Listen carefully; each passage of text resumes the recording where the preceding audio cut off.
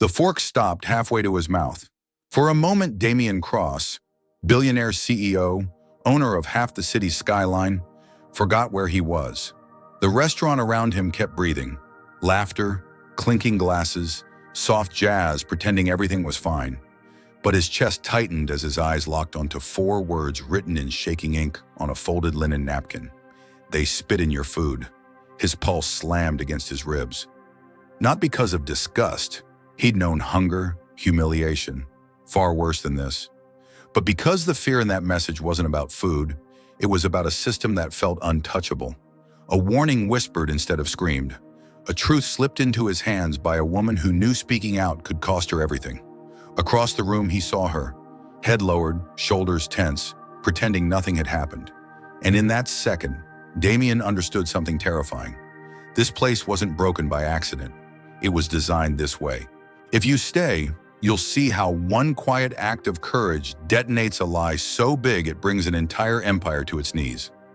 Damian Cross had survived hostile takeovers, whispered betrayals, and the kind of market crashes that made grown men pray in private. But nothing prepared him for the way a folded linen napkin could stop his heartbeat mid-bite. They had just set the steak down in front of him like a trophy. 48 ounces of dry-aged Wagyu under a silver dome. The kind of presentation rich people paid for because they wanted the room to notice them. The server lifted the dome with a flourish, rosemary smoke curling upward like theater. For a split second, the scent was perfect. Charred edges, butter, salt, money. And then he saw it. Not the meat, not the wine, not the crystal glass catching candlelight. He saw the waitress's hands. They were steady, but her fingers trembled at the tips, as if she was holding herself together by force. She didn't speak beyond the script. She didn't smile the way the other servers smiled for the tables with designer watches. She simply placed the plate, murmured, "Enjoy your meal, sir." And as she cleared his empty bread plate with one hand, the other hand slid something beneath the corner of his place setting so smoothly it could have been an accident. It wasn't. Damian waited until her back disappeared through the swinging doors. Then he reached for it like he was disarming a wire. A napkin folded tight, heavy with urgency. He opened it slowly, expecting a complaint, a phone number, a plea. He'd seen desperate notes before. People always tried to reach powerful men. They begged for money, jobs, favors. He'd grown used to the choreography of need. This wasn't that. 4 words written fast enough that the ink scratched the fabric. They spit in your food. Damian's fork froze in the air, hovering inches from his mouth. A chill spread through his chest like ice water poured directly into his veins. Not because of the spit. He'd eaten worse in his life without calling it tragedy. He'd grown up in a world where people lied to your face with a smile and stole from you with paperwork. Spit was crude, but it was honest in its cruelty. What shook him was the certainty behind it. The warning wasn't dramatic. It was quiet. It was factual. It was the voice of someone who had learned that screaming only made things worse. He looked down at the steak again. The meat glistened like it belonged in a magazine. The room around him kept humming. Laughter, forks, soft jazz, glasses clinking, like nothing dangerous had happened. That was always the trick, Damian thought. Evil didn't show up with horns. It showed up dressed in linen, glowing under warm lighting, pretending to be tradition. He hadn't come to the Gilded Row for dinner. He'd come because an anonymous letter had landed on his private desk 2 weeks earlier. A letter his assistant almost filtered out like junk. It was short, unpolished, and it didn't ask for anything except one sentence that refused to leave Damian's mind. Your restaurant is using luxury to hide hate. Come as a nobody and you'll see what we see. Damian owned the Gilded Row through Cross Meridian Capital, a portfolio arrangement buried under subsidiaries and silent partners. Most people thought the place belonged to old Boston money. That was the story the brownstone wanted to tell. Beacon Hill, gas lamps, brick walls that had survived centuries, a dining room designed to make people whisper so they sounded important. The kind of restaurant that made you feel you'd stepped into a private club the moment the door closed behind you. Damian had walked in wearing a plain navy hoodie, dark jeans, and off-brand sneakers scuffed on purpose. No watch, no ring, no suit. He'd taken the subway instead of a car service because he wanted the full truth, not the curated version. He wanted to know what his employees did when they didn't think a powerful man was watching. The hostess had looked him up and down like she was deciding whether his presence would stain the air. "Reservation?" she'd asked, her smile clipped. "No," Damien said, calm. Her gaze flicked to his hoodie again. "We're fully booked." Damien had waited. He didn't argue. He didn't name drop. He didn't do the thing wealthy people did when they wanted to remind you were small. He just stood there, patient, letting her decide the worth of his time. After a long pause, she exhaled like she was doing him a favor. "We can seat you near the service corridor, if that's acceptable." It wasn't acceptable. It was telling. He followed her through the dining room and saw the pattern instantly. White diners in tailored suits and bright jewelry, seated in the center under the prettiest lights. Champagne smiles, warm greetings, servers who practically glowed with friendliness. Not a single black diner, not one.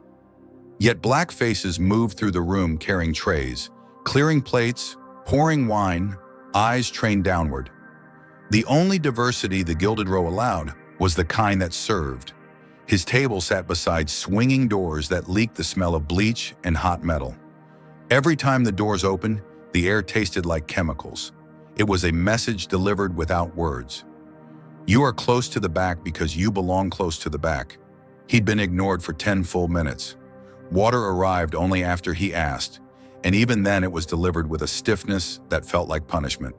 And then she came, Aaliyah Bennett, 25, quiet presence, a face that didn't beg for approval. She carried herself with the careful calm of someone who learned early that being too much was dangerous. Her shoes were worn, but her posture was strong. She met his eyes when she spoke, and something in Damien tightened with recognition. Aaliyah wasn't just tired, she was alert, watching the room the way a person watches a storm. "Good evening," she said. "My name is Aaliyah. I'll be taking care of you." Damien nodded. "Thank you." Most diners didn't say thank you like they meant it. They said it like a reflex. Damien meant it, not because he was trying to be kind, but because he understood the quiet brutality of being treated like a tool. He ordered the most expensive item on the menu without blinking. "The presidential cut," he said, "medium rare, and the 2005 Staglin Cabernet." Aaliyah's eyes widened, just for a second. Then her face settled back into professional calm. Across the room, Damien saw the manager notice. Charles Whitmore, mid-50s, perfect hair, perfect smile, the kind of man who looked like he could shake your hand while calculating how to break you. Whitmore's gaze held Damien a beat too long, and Damien felt it like a hand pressing on his chest. Suspicion, contempt. The assumption that a black man dressed plainly must be either lost or lying. Aaliyah returned to the POS terminal. The system flashed for manager approval. Damien watched her hesitate, then swipe her own override. She had just risked her job to protect him from the humiliation she knew Whitmore wanted her to deliver.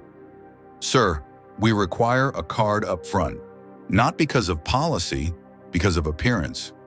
Whitmore appeared near the corridor, voice low but sharp. "Did he pay first?" "No," Aaliyah answered. "You'd better pray he does," Whitmore muttered. Aaliyah didn't flinch. She walked away. Damien sat still, absorbing every piece of the machine at work. This wasn't random. This was rehearsed. A system built with small humiliations, delivered politely, denied easily. Then the steak arrived. The dome lifted. The room continued. Nothing looked wrong. Everything looked beautiful. That was the danger. Aaliyah's hands trembled just enough for Damien to notice. She didn't look at the steak. She looked at him. And in her eyes, Damien saw something that cut deeper than anger. Fear. Not the fear of being caught lying, the fear of being caught telling the truth. She slipped the napkin and walked away like she hadn't just set a fire in his pocket. Now Damien stared at the words again. "They spit in your food."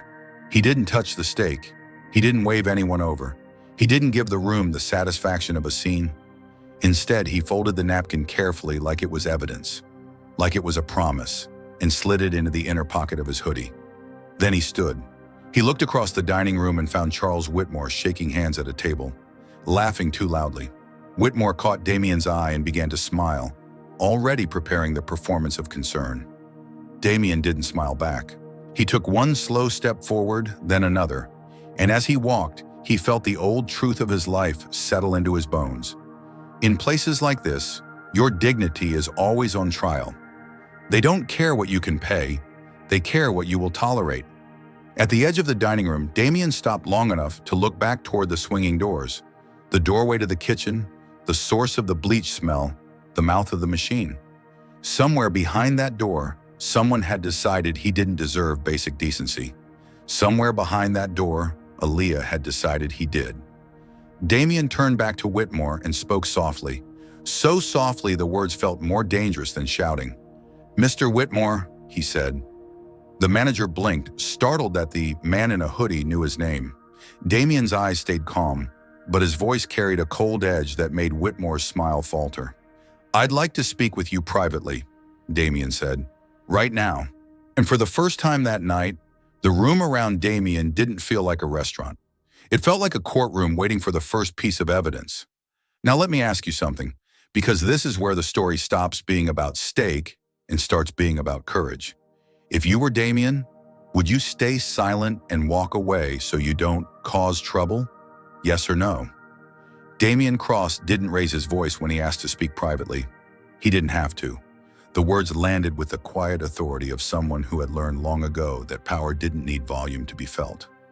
Charles Whitmore hesitated for half a second too long. In rooms like this, hesitation was a confession. "Of course," Whitmore said, smile tightening at the corners. "Right this way, sir." They walked past the tables where laughter kept flowing, past wine glasses catching candlelight, past diners who had no idea the room was about to be stripped of its illusion. The hallway to the office felt narrower than it had moments ago, as if the walls themselves were leaning in to listen. Inside, the door closed with a soft click. Whitmore gestured to a leather chair. Damien didn't sit. "What seems to be the issue?" Whitmore asked, tone smooth, rehearsed. "Was there something wrong with your meal?" Damien met his eyes. He noticed how Whitmore's confidence depended on eye contact, how it flickered when it wasn't returned with submission. "I'd like to see the kitchen camera footage," Damien said, "from the moment my order was prepared." Whitmore blinked, once, twice. "Our cameras are primarily for inventory and liability," he replied carefully. "They're not typically—" "Now," Damien said. The word wasn't loud, it wasn't aggressive, it was final. Whitmore's smile slid off his face like a mask that no longer fit. He shifted behind the desk, fingers tapping once against the polished wood, the sound too sharp in the quiet room. "May I ask who you are?" Whitmore said, trying to reclaim control. Damien leaned forward just enough for the air to change. "I'm the owner," he said. The silence that followed felt surgical. Whitmore's face drained of color, then flushed again as his mind scrambled for a new reality. "Mr. Cross," he said quickly, "I didn't realize." "That's the point," Damien replied. "You weren't supposed to." Whitmore stood abruptly and crossed to a locked cabinet. His hands shook as he fumbled with the keys. He pulled out a small external drive and plugged it into the monitor on his desk. "Here," he said. "This is tonight's footage." The screen filled with grainy angles of stainless steel counters and white-tiled walls. Damien folded his arms and watched without blinking. "Skip forward," he said. Whitmore clicked. The footage jumped. Damien's eyes narrowed. "Back!" Whitmore clicked again. Another jump. "How convenient," Damien said quietly. "Right where the steak would have been handled." Whitmore swallowed. "Sometimes the system loops. Memory fills up. Things overwrite." Damien raised a hand. "Stop," he said. "You're digging." Whitmore froze. Damien took out his phone. Not the sleek flagship model people expected a billionaire to carry, but an older one, unremarkable, the kind men used when they didn't want to be noticed. He opened a secure app and typed with calm precision. Red flag confirmed. Local footage cut. Pull cloud backups. Preserve everything. He slid the phone back into his pocket and looked at Whitmore again. "I'm giving you one chance to be helpful," Damien said. "Either you cooperate or you become part of the problem." Whitmore's confidence collapsed into panic. "Mr. Cross, you have to understand. This is a luxury establishment. Sometimes staff make jokes. Sometimes lines get crossed. We handle things internally. Damien stepped closer to the desk. Internal handling is how rot spreads. Whitmore tried one last move. If this goes public, it'll hurt the brand. Investors won't like... I am the brand, Damien said. And what hurts it is pretending this is about optics instead of people. The door opened. Aaliyah Bennett stood in the doorway, shoulders stiff, eyes guarded. She hadn't been called in yet, but she'd felt the shift in the room, the way silence moved when it was being weaponized. Whitmore turned sharply. This is a private conversation. Damien didn't look away from Aaliyah. She stays. Aaliyah's breath caught. She stepped inside, hands clasped in front of her apron like armor. Ms. Bennett, Whitmore snapped, did you tamper with a guest experience tonight? Damien spoke before she could answer. She protected it, Whitmore scoffed. She overstepped. She acted, Damien corrected, because you didn't. Aaliyah stared at the floor, heart hammering. She had expected this moment to end her job, not change the temperature of the room. Damien turned to her gently. I saw the footage, he said. The real footage. Aaliyah's head snapped up. You did? Yes. Her eyes filled, but she blinked the tears away, jaw setting. Then you know, she said quietly. This wasn't the first time. Whitmore slammed his palm on the desk. That's enough. Damien didn't flinch. No, this is exactly enough. His phone vibrated again. He checked the message. Cloud backup secured. Clear evidence. Audio included. Damien exhaled slowly. He turned to Whitmore. You're done for the night, he said. I suggest you go home, and I strongly suggest you call a lawyer. Whitmore laughed nervously. You can't just... I can, Damien said. And I am. Whitmore's mouth opened, then closed. For the first time, he looked small. Damien turned to Aaliyah. You're not in trouble, he said, but what happens next will be loud. Are you ready for that? Aaliyah swallowed. She thought about her mother's medical bills, the nights she'd worked doubles while being ignored, the jokes that burned worse because they were whispered. I'm ready, she said. I've been ready for a long time. By the time Damien reached his hotel, the city felt different, quieter, not because Boston had changed, but because the truth had found traction. He sat at the desk and opened the footage himself. Victor Hale leaned over the steak with a grin that belonged nowhere near a kitchen. The act was quick, deliberate. A spit, a laugh, another cook nodding like it was routine. The audio crackled just enough to catch the words. That's what you get for acting like you belong here. Damien felt no surprise, only clarity. He scrolled back through the week. More clips, more patterns. Black diners seated near the back. Plates delayed. Food accidentally mishandled.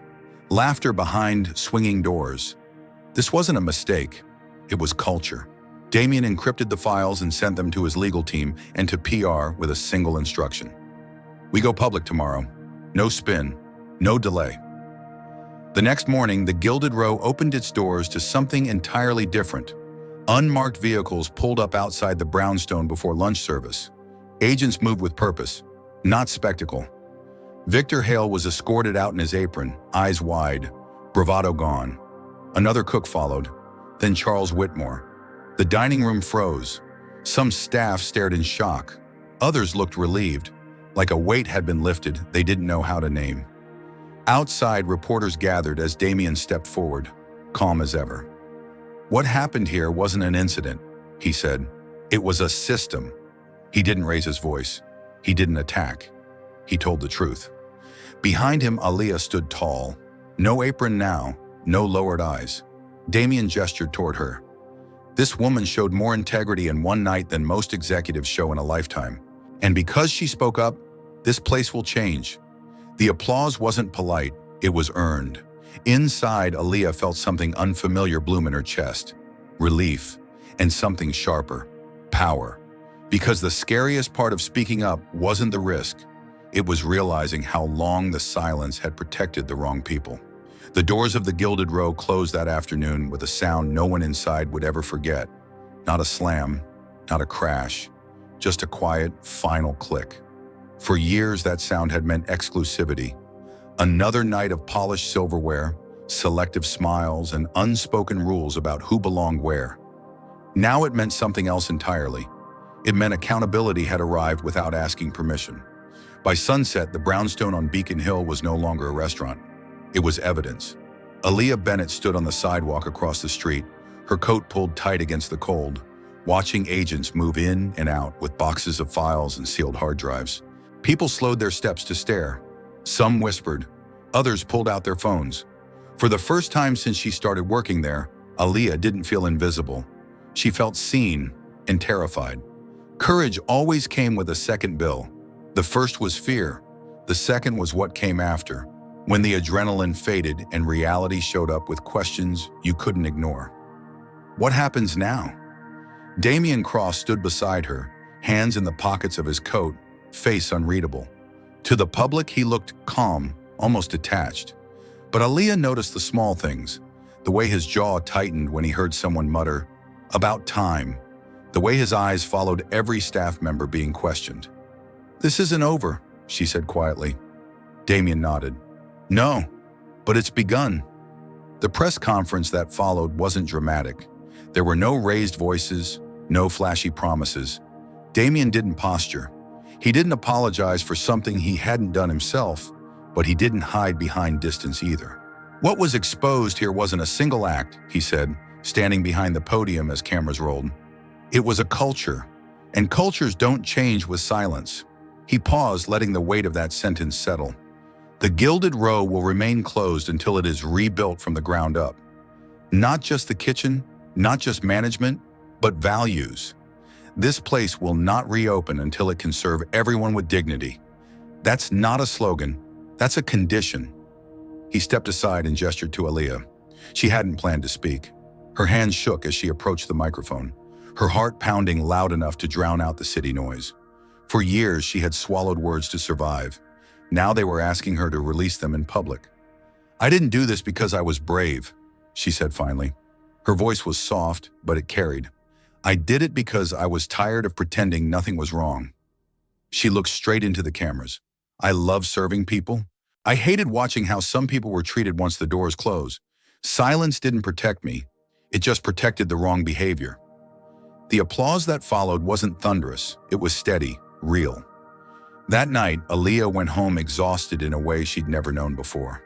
Not the bone-deep exhaustion of double shifts or emotional restraint, but the kind that came after something heavy was finally put down.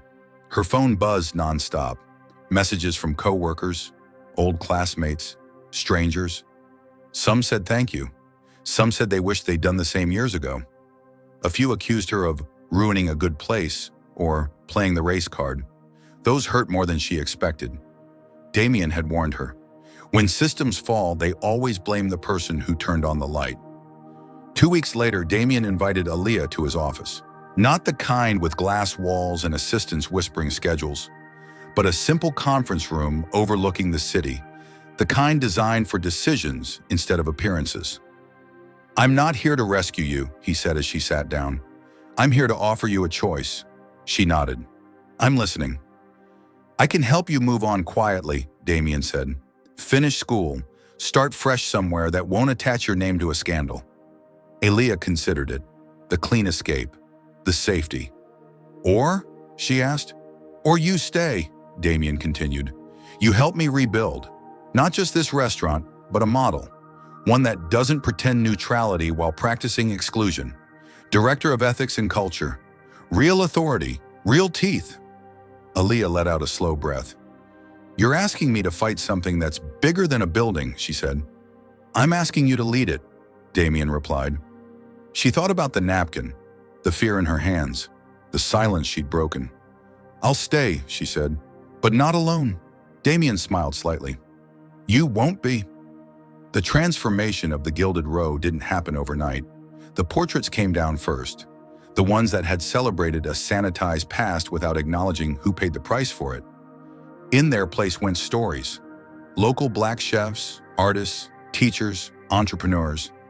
Faces with names, histories with truth. The kitchen staff was replaced after thorough investigations. New leadership came in, not to manage optics, but to enforce standards that couldn't be bent behind closed doors. Aaliyah redesigned the training program from scratch. Not a slideshow, not a checkbox. Conversations, accountability, clear consequences. She also did something unexpected. She went back to school. At night, after long days of rebuilding meetings and community listening sessions, Aaliyah sat in lecture halls again, studying law. Not because Damien asked her to, because she finally believed her voice belonged in rooms where rules were written. The reopening came 6 months later. No velvet ropes, no selective seating, no unspoken hierarchy. When the doors opened, the first guests included people who had never felt welcome there before. Families, couples, tourists, locals, black, white, brown. No sectioning, no second glances. Damien stood quietly at the back, watching. Aaliyah moved through the room, not as a server this time, but as a leader. She checked in with staff. She greeted guests. She noticed the small things. At one table, a young black man sat in a hoodie, scanning the room with cautious eyes. Aaliyah paused beside him. "Welcome," she said warmly. "Can I get you anything?" He hesitated. "You're sure I'm good here?" Aaliyah smiled, not the forced kind, the honest kind. "You belong," she said. "That's not a favor. That's the standard." The man nodded slowly, relief softening his face. From across the room, Damien felt something tighten in his chest. This was the return on investment that never showed up on balance sheets. Months later, headlines faded. Outrage cycles moved on, but the change held.